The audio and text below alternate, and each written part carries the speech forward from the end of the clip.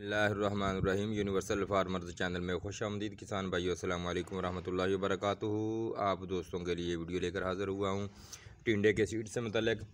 ये टिंडे का सीड है, हम बना रहे हैं। देखिए आपके सामने हमने अपने घर की छत पे ला के रखा हुआ है। जितने भी टिंडे हमने इस बार काश्त किए थे, जितना सीड बनाया, सबको अपनी घर की छत पे रखा हुआ है और इसको धूप में रखते हैं। धूप में जब टिंडा खुद खुश्क हो जाता है, ये देखिए कितने बड़े बड़े टिंडे हैं।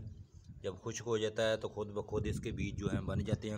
फिर इसको छुरी से खोला जाता है और बीज को निकाल कर सफाई करके दवाई लगा के रख दिया जाता है। जो भी दोस्त आने वाले साल फरवरी की काश्त में टिंडे की काश्त करना चाहते हैं, वो सीड से मुतल्लिक हमसे रब्ता कर सकते हैं। जिसको भी सीड चाहिए इंशाल्लाह हमारे पास अवेलेबल है, हम उसको सीड दे देंगे।